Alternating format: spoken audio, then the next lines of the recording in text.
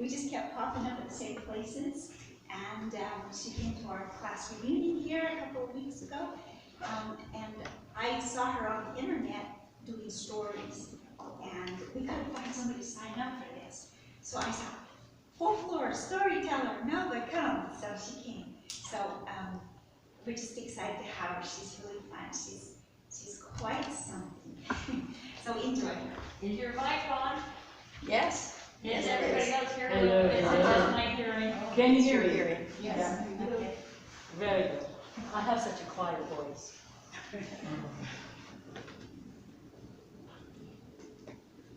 Welcome, daughters of the Utah Pioneers.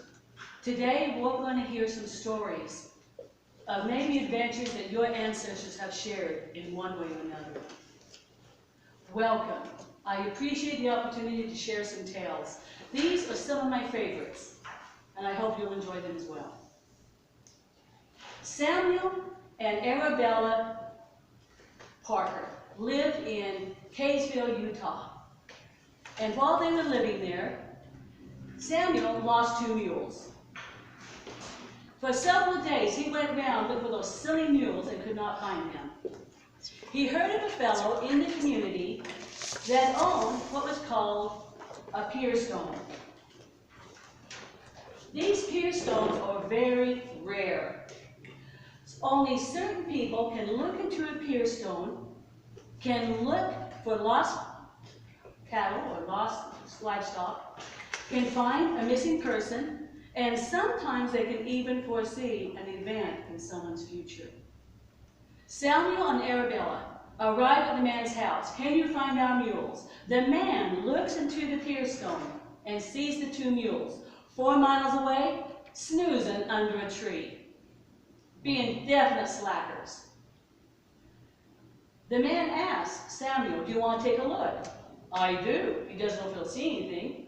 He looks in, and to his surprise, he can see those 2 mules. Arabella, do you want me to ask anything of the pier stone? She does. In the area of Deseret, the practice of polygamy is increasing, and Arabella wants to know if there's a future wife in Samuel's life besides her. He looks into the pier stone, and he sees 2 girls dressed alike with arms linked, showing their sisterly affection. He tells Arabella of those 2 sisters, and he asks her, do you want to take a look? She sees, and to her surprise, she can also see those 2 girls.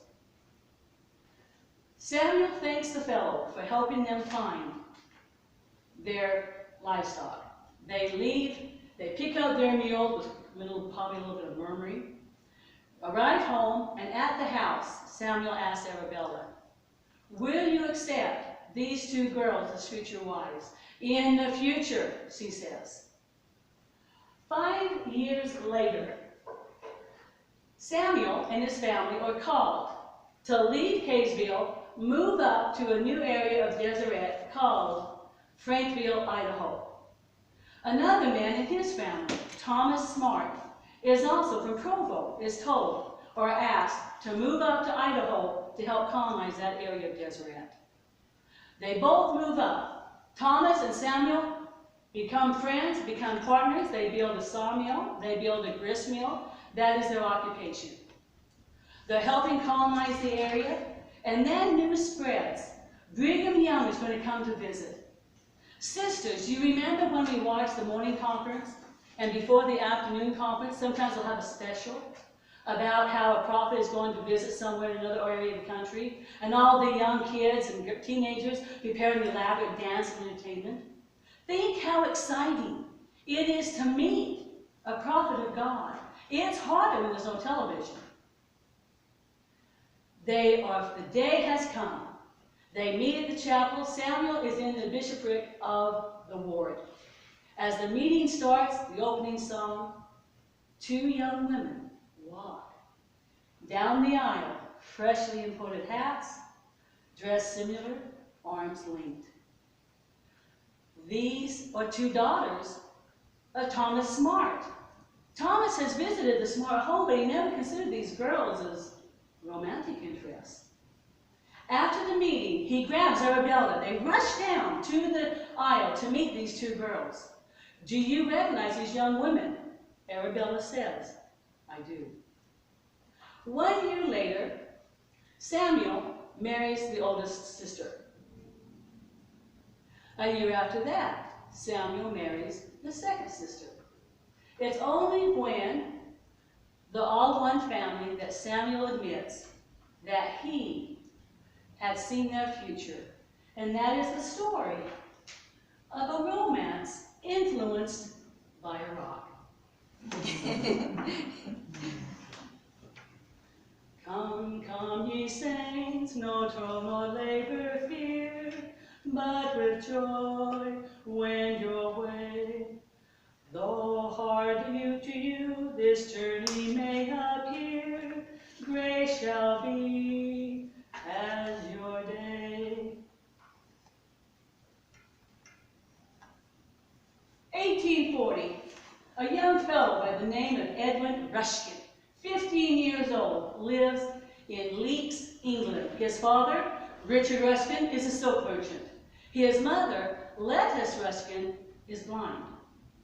Has 3 older brothers and 5 sisters. Some of them may be married. In that time, his father comes to him. Richard says, son, will you go to a religious meeting tonight and see what they have to say? Why don't you go, Father? This Mormon sect is very unpopular. I'm worried that if I appear there, it could influence my business. Why don't you ask my older brothers, Father? I trust your judgment. Edwin goes to the meeting. He reports back to the family. These men have the truth. The entire family joins the Church of Jesus Christ of Latter-day Saints. Half of the family immediately leave England, go across the ocean to move to Nauvoo, Illinois. Half of the family remains.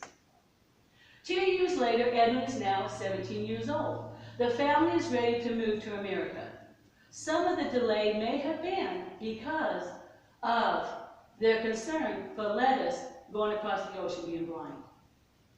They prepare, but Edwin, 17 years old, does not want to go to America without being married first. He has a good friend named Mary Ann. He proposes. She accepts. Their honeymoon is a trip across the ocean. They arrive at Liverpool, England.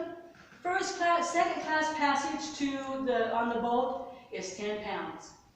What if I can get them some of my 10 pounds? Oh no, excuse me. They go across the ocean. Edwin talks about his adventures across the ocean. But in particular, he talks about a hurricane. By the raise of hand, ladies, how many of you have been in a boat where the water is so turbulent, it is terrifying? Or a ship where the water is so scary, it's terrifying. Thank you, ladies. Imagine being in such a ship. There's nowhere, anything around you but water. And the hurricane is rising the ship and dropping, raising the ship and dropping. But then, not only that, a wave of water slams against the boat, slamming you to the left or to the right. And it slams you from the right to the left. Now, for a moment, close your eyes. Slam that wave, and you are blind in unfamiliar territory. And another wave, slam! You're being jostled about. You can now open your eyes. That is the experience of Lettice crossing the ocean. They survived the hurricane. They arrived to America. In America, their ship is towed up the Missouri River. They arrived to New Orleans. New Orleans, they deliver all their possessions to the jurisdiction of the Customs Office. They then buy passage on a steamboat to Nauvoo. The conductor all of a sudden announces, "All aboard, sisters." What does the conductor say? All aboard. All aboard. Thank you. I think I just woke up a few. They have a choice. The steamboat is immediately leaving. If they leave now to go to Nauvoo, they're going to lose all their possessions. They take the steamboat to Nauvoo. When they arrive to Nauvoo, Edwin immediately leaves the dock, leaves his second half of the family to go into Nauvoo to search for the first half of the family. As he's rushing down the street, a man in rough clothes riding a beautiful black horse addresses him in a very harsh tone. "Is that a new group of Mormons down at the dock?" "Yes, sir." "What do you know about this Joe Smith?" "I know he's a prophet of God."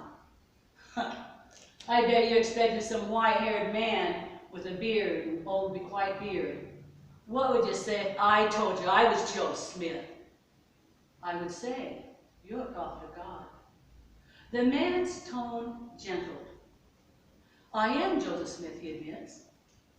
"I'm talking in this manner, dressed in this manner, because I'm going down to the dock to test the saints, to see if they have the faith to endure the challenges that we face right now in Nauvoo. And if they don't, I'm going to invite them to turn around and go back to where they came from." Edwin gets directions to his house, to his family. He rushes off to find his family, and Joseph Smith continues down to the dock. The rest of the family settles in. As they settle in, Edwin and Joseph Smith become friends.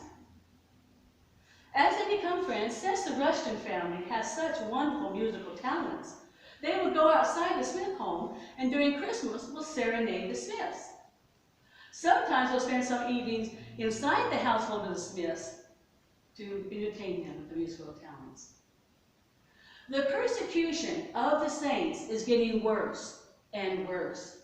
The saints that were lived in Kirtland and also in the Hans Mill massacre know about how mobsters have murdered the saints, have burned their homes, have stolen their property, and now the harassment is increasing in Nauvoo. They have good reason to feel terror. Joseph Smith and others organized the Nauvoo Legion for the saints' protection. Edwin becomes a lieutenant. As the persecution increases worse and worse, Joseph is ordered to go to Cartridge jail.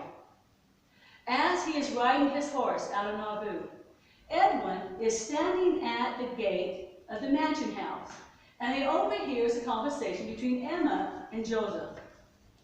Joseph to Emma, "Will you raise my sons to follow my footsteps?" "Oh, brother Joseph, you'll come back."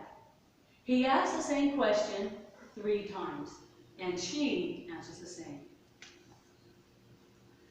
He goes to Cartridge, he is murdered. Joseph and Hiram, their bodies are brought back in open caskets in a wagon, and the streets are filled with over 10,000 saints.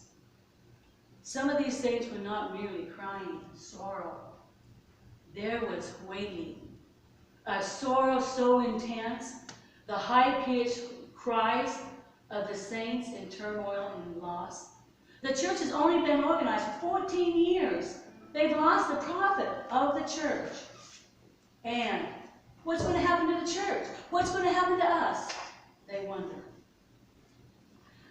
They buried the bodies of Joseph and Hiram.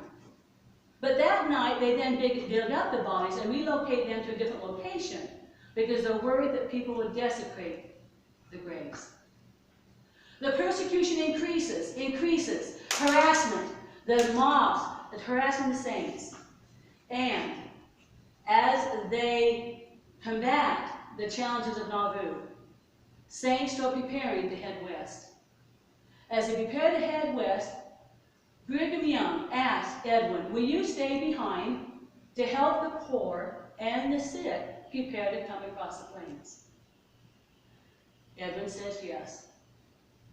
As the saints begin to leave and the harassment increases and the mobs are increasing, traveling around the town, Edwin is finally ready to leave. As he leaves, he gets a feather mattress and ties it on his body, on the back of his body.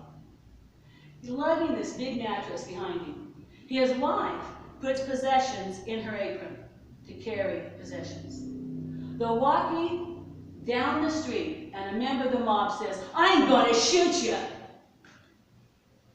Edwin turns his back to the mob and says, "Shoot." The guy is so surprised by Edwin's courage, he doesn't shoot. Edwin and Mary Ann cross the dock, but the river. They do not go west. Edwin's father has died, and he is now responsible for his mother who can't see. Instead of going across the plains, they were worried about her comfort. They moved down to St. Louis for the duration of his mother's life. As they live in St. Louis, when she passes away, they immediately rush up to meet the saints heading west.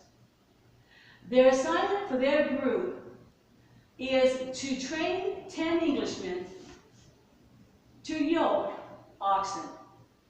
Think of those big, powerful bulls, those horns, and having to yoke them. They cross the plains, they arrive to Salt Lake City. Edwin becomes an employee of the public works. He and another fellow use one of those long saws to saw lumber and to build some of the first buildings, public buildings in Salt Lake City. He obtains 40 acres of property. He chooses a place right across the bend of the river, and because he's such a talented fellow, he builds a water wheel that will grab water from the river and pour it into the trenches so he can irrigate his land. He also builds a big house for 3 wives and 13 children. And then he builds a tree. Amongst the tree of his properties, he will build teeter-totters, swings, whirligies to entertain his children as they grow up. Word spreads, and other families of other communities go, "Hey, we want our kids to come and visit." And they do. In the 1870s and the 1880s, Edwin becomes a contractor. There were 2 trains heading together to meet in Utah. The TransUnion train needs piles, which Edwin and his company makes for him, and they also build bridges. Colorado, Utah, Idaho. And when he is 63 years old, the federal government is harassing the brethren for the law of polygamy. They are sentencing some of the brethren to years in federal prison because of their multiple wives. The federal government says, abandon your wives. Ladies, what would you feel if someone came to your household and says, abandon one of your loved ones, we won't put you in jail? These men will not abandon their family. Years in jail. But because Edwin is advancing years, he's given 4 months. Edwin talks about, in his later years, about his friendship with Joseph Smith, his conversation with Joseph Smith, and is very quick to testify of Joseph being a prophet of God. And he dies at the age of 80. It is better for us to strive, our useless cares from us to drive. Do this and joy, your heart will swell. All is well, all is well. This tale talks about how an unusual object saved a town. In the 1865, northern Utah was experiencing a very, very severe winter. How many of you ladies have been driving down the road, you're in a terrible rainstorm, the windows are frosted, the road is slippery, and you can't even see very well? How many of you have been in a bad storm? It can be terrifying. Terrifying. Now imagine being in a storm, in a wagon and oxen. Believe me, you will not break the speed limit. In 1865, this town of Panguitch is experiencing a worry that they don't have sufficient supplies to survive the season. the leaders of the town arranged for men to go north up to Gunnison, 110 miles in severe snow conditions to get supplies and bring them back to Panguitch. The men start out. Think of snowdrifts clogging the roads, or the snow so high that it's hard to walk across through the snow. Have any of you walked in deep snow and you step in the leg? You step in your next leg and it's exhausting to walk in heavy snow. And think of these oxen trying to drive a wagon in that deep snow. The conditions are so harsh, they have to turn around and return home. As they return home, a second group of men, or assigned 7 men, go west across 40 miles of mountain range to this town of Parowan, and there get supplies. The mountains do not have trails and roads. The deep snow is even harsher and harder to pass through because of the mountain range. The men start out, their oxen are struggling to reach Parowan. The oxen finally give up and they can't go any further, and the men abandon the oxen, the wagons, and start walking on foot. And of course, when you walk on foot, your legs go through the snow, and you have to keep pulling your legs out to continue. Finally, these men realize we're not going to make it. They get a quilt, toss it on the snow. They kneel on the quilt, and as they kneel on the quilts, they pray for inspiration. As they get done with their prayers, they then realize when they open their eyes, their knees have not sunk through the snow. The quilt has kept them above ground. And they realize these quilts could be used as an elaborate snow system to help us get across the snow tops. So they built an elaborate system. The men in the front will build a quilt, toss it into the snow. Then they will walk across the quilt, another quilt, onto the snow. They walk across it until they have a series of quilts that follow one right after the other. And the men in the back grab the quilts, shake off the snow, and pass it to the men in front. They reach Parowan. They get the supplies they need, and they bring them back. And that is the story how an unusual piece of equipment saved a town. Ladies of the Utah Pioneers, thank you for the chance to tell these stories. I don't want to take too much of your time. I had a comedy. We may do that for another time. I do appreciate the chance for us to have shared experiences of the founding fathers and founding mothers of Deseret that eventually became Arizona, Nevada, Idaho, and Utah. We share those experiences. In my own life, growing up in Laverton, Edward Gruber helped dig the canal along the hill of Laverton. And then he was responsible to maintain that canal so it would not breach and lose the water to the farmers. He did talk about meeting a lot of rattlesnakes. I invite each of you to share the stories that you have. Daughters of the Utah Pioneers, we share those traits: integrity, perseverance, courage, faith in the Lord. Pursue those traits in your descendants. Thank you, ladies.